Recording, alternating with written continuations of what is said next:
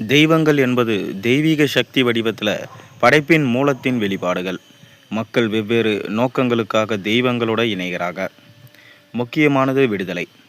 ஒரு தெய்வத்துடன் இணைவதற்கு பல்வேறு முறைகள் உள்ளன. அது உங்கள் கர்மா, அதாவது செயல்கள், தியான பயிற்சிகள் அல்லது சடங்குகள் மூலம் இருக்கலாம். பஞ்சுருளி தெய்வம் என்பது விஷ்ணுவின் வெளிப்பாடாகும். அவர் முக்கியமாக தென்னிந்தியாவின் சில பகுதிகளில், முக்கியமாக கர்நாடகாவில் வழிபடப்படுகிறார். பஞ்சுருளி பக்தர்கள் இன்று வரை ஒவ்வொரு ஆண்டும் பஞ்சுருளியின் அருளை பெறுவதற்காக பூதகோலம் என்ற சடங்கை நடத்துகிறார்கள்.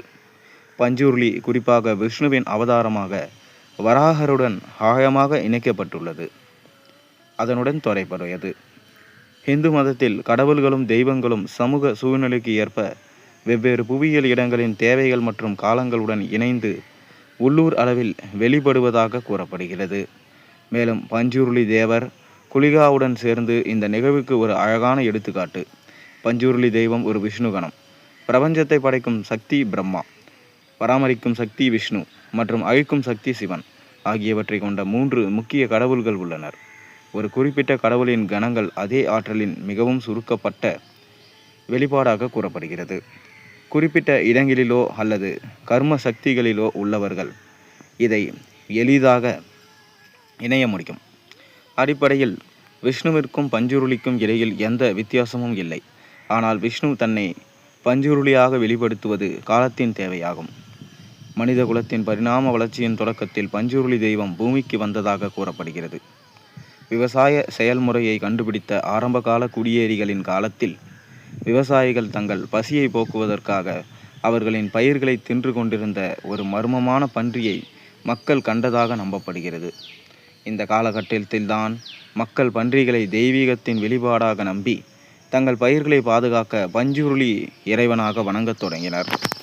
மேற்கூறிய நிகழ்வுகளுக்கு பிறகு பஞ்சுருளி கடவுளின் கதைகள் இந்து மத புத்தகத்தில் எழுதப்பட்டு தெய்வீகத்தை வழிபடுவது கலாச்சாரத்தின் ஒரு பகுதியாக மாறியது என்று நம்பப்படுகிறது. பார்வதி தேவிக்கு ஒரு செல்லப்பன்றி இருந்ததாகவும் அது அவளுக்கு மிகவும் பிரியமானதாகவும் குறிப்பிடுவதன் மூலம் கதை தொடங்குகிறது. அந்த பன்றி தனது ஆரம்ப நாட்களில் குறும்புகாரனாக இருந்தது. மேலும் கைலாய மலையில் உள்ள தோட்டங்களை தொடர்ந்து அழித்து வந்தது. பன்றியின் இந்த செயல் சிவபெருமானை கோபப்படுத்தியது. அவர் பன்றியின் தலையை துண்டித்தார். அவரது மரணத்திற்கு பிறகு தேவி பார்வதி மனமுடைந்தார். அவளுடைய வற்புறுத்தலின் பேரில் சிவன் பன்றியை தெய்வீக சக்தியின் வடிவத்தில் உயிர்ப்பித்து மக்களை பாதுகாக்கவும் இருளிலிருந்து ஒளியை நோக்கி வழிநடத்தவும் பூமிக்கு அனுப்பினார். பூதகோலத்தின் முக்கியத்துவம். பூதா என்ற வார்த்தையின் நேரடி அர்த்தம் கடந்த காலம். அதனால் கோலாவின் சூழலில் இது நடைமுறை அவ்வப்போது இருப்பதை குறிக்கிறது. இது குறிப்பிட்ட குலங்களால் செய்யப்படுகிறது. அவர்களின் மூதாதையர்கள் தங்கள் சொந்த குறிப்பிட்ட மரபியலுக்காக வெவ்வேறு தெய்வங்களை பிரதிஷ்டை செய்தனர். பஞ்சுருளி தெய்வம் மட்டுமல்ல, பல தெய்வங்களும் இந்தியா முழுவதும் பல்வேறு பிரிவு மக்களால் வழிபடப்படுகின்றன. பூதகோலம் என்பது தெய்வத்துடன் தொடர்பு கொள்வதற்காக செய்யப்படும் ஒரு சடங்கு செயல்முறையாகும். கோலத்தின் போது ஒரு குறிப்பிட்ட நபர் தெய்வத்தால் வசீகரிக்கப்படுகிறார் என்று கூறப்படுகிறது. அந்த நேரத்தில் அந்த நிலத்தில் மக்கள் தங்கள் தெய்வத்துடன் தொடர்பு கொள்ளலாம். இந்த நடைமுறைக்கு சுமார் 22 வடிகள் உள்ளன. அவற்றில் 6 வடிகள் கோலத்திற்கு முன் முடிக்கப்பட வேண்டும். பேய் பிடிக்கப் போகிற நபர் பெரும்பாலும் முகத்தில் ஓவியம் வரைந்து ஒரு சடங்கு நடனத்தை நிகழ்த்த வேண்டும். பூதகோலத்தின் அடிகள் பற்றிய விரிவான விவரங்களை பாட்காஸ்டானில் காணலாம். பூதகோலத்தை யாராலும் செய்ய முடியாது. ஆனால் அவ்வாறு செய்ய தேவையான வம்சாவளியை கொண்டவர்களால் மட்டுமே செய்ய முடியும். இது தென்னிந்தியாவில் தொடர்ந்து செய்யப்படுகிறது. பஞ்சுருளியை எப்படி சாட்சியாக கொள்வது? எந்த ஒரு தெய்வத்துடன் தொடர்பு கொள்வதற்காக நீங்களே பூதகோலம் செய்ய முயற்சிப்பது நல்லதல்ல. ஒருவர் உண்மையிலேயே ஒரு தெய்வத்துடன் தொடர்பு கொள்ள விரும்பினால் அவர்கள் தென்னிந்தியாவிற்கு செல்ல திட்டமிடலாம். வெளியாட்கள் பூதகோலங்களை பார்ப்பதற்கு எந்த தடையும் இல்லை. மேலும் பூதகோலங்களை காண பல்வேறு பகுதிகளுக்கு செல்லும் மக்களின் பதிவுகள் ஏராளமாக உள்ளன. பூதகோலங்கள் பொதுவாக துளு நாட்டில் நடத்தப்படுகின்றன. பூதகோலங்கள் நடைமுறையில் உள்ள பல்வேறு கிராமங்கள் அல்லது நகர்ப்புறம் அல்லாத பகுதிகள் உள்ளன.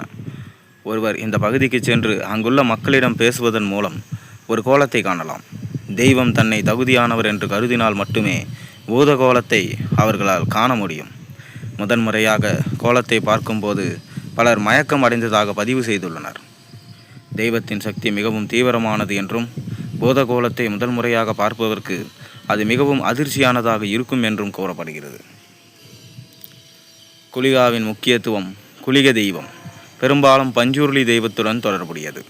பஞ்சூர்லியை வழிபடுபவர்கள் பொதுவாக குளிக தெய்வத்தை தங்கள் சேஸ்திர பாலகராக கொண்டு பாதுகாப்பாக அவரை வணங்குகிறார்கள். சேஸ்திர பாலராக இருக்கும் எந்த ஒரு தெய்வத்தின் பங்கும் தனது பக்தர்களை பாதுகாப்பதும், யாராவது அவர்களுக்கு தீங்கு விளைவிக்க முயன்றால் அவர்களின் எதிரிகளை அழிப்பதும் ஆகும். பஞ்சூர்லி விஷ்ணுவின் வெளிப்பாடாக கூறப்படுவது போல குளிகா சிவனின் வெளிப்பாடாக கூறப்படுகிறார். பஞ்சூர்லி தெய்வத்துடன் ஒப்பிடும்போது அவர் கடுமையான இயல்புடையவர். அவர் மிகவும் மென்மையானவர் மற்றும் இரக்கமுள்ளவர். அவர்களின் பழக்க வழக்கங்களில் உள்ள இந்த வேறுபாட்டிற்கு அவர்கள் தங்கள் பக்தர்களுக்கு சேவை செய்யும் வெவ்வேறு வேடங்கள் காரணமாக இருக்கலாம். முடிவாக பஞ்சூர்லி என்பவர் இந்தியாவின் துளு நாடு பகுதியில் இருக்கும் விஷ்ணுவின் ஒரு உள்ளூர் வெளிப்பாடாகும். அவர் ஒரு இரக்கமுள்ள மற்றும் கருணையுள்ள மனிதர். அவர் தனது பக்தர்களுடன் தொடர்பு கொண்டு அவர்களின் ஆன்மீக முன்னேற்றத்திற்கு வழிகாட்டுகிறார். பல்வேறு பிரிவுகளால் ஆண்டுதோறும் நடைபெறும் பூதகோள சடங்கு தெய்வத்தை மகிழ்விக்கும் ஒரு முயற்சியாகும். மேலும் கடவுள் எப்போது தனது உண்மையான பக்தரின் பிரார்த்தனைகளுக்கு பதிலளிக்கிறார்? அந்த குறிப்பிட்ட பகுதியின் சேஸ்திர பாலரான குளிகாவுடன் சேர்ந்து பஞ்சூர்லி அடிக்கடி வெளிப்படுகிறார். இந்த இரண்டு சக்திகளும் இணைந்து எப்போதும் தங்கள் பக்தர்களின் முன்னேற்றத்திற்காகவும் எதிரிகளிடமிருந்து அவர்களை பாதுகாக்கவும் உதவுகின்றன. பஞ்சூர்லி யார்? பஞ்சூர்லி தெய்வம் என்பது விஷ்ணுவின் உள்ளூர் வெளிப்பாடாகும். மேலும் துளு நாடு முழுவதும் வழிபடுகிறது. அவர் மென்மையான மற்றும் இரக்கமுள்ள இயல்புடையவர். மேலும் தனது பக்தர்களை இருளிலிருந்து ஒளிக்கு வழி நடத்துகிறார். பூதகோலத்தின் போது அவர் தனது பக்தர்களுடன் தொடர்பு கொள்கிறார். மேலும் பெரும்பாலும் கந்தரம் அணிவதோடு தொடர்புடையவர். பஞ்சூர்லி ஏன் கத்துகிறது?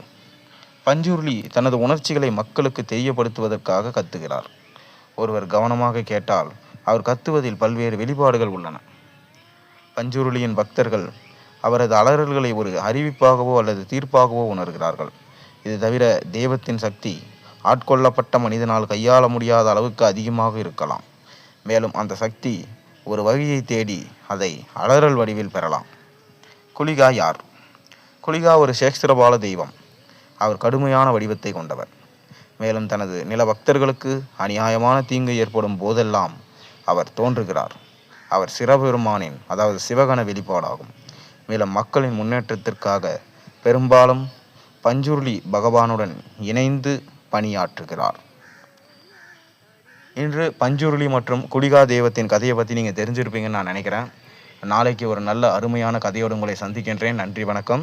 அதுவரை நான் போடுற இந்த கதை உங்களுக்கு பிடிச்சிருந்தா மறக்காமல் நம்ம சேனலுக்கு சப்ஸ்கிரைப் பண்ணி உங்கள் நண்பர்களுக்கும் பகிர்ந்து கொள்ளுங்கள். நன்றி, வணக்கம். நாளை ஒரு நல்ல அருமையான கதையோடு உங்களை சந்திக்கின்றேன்.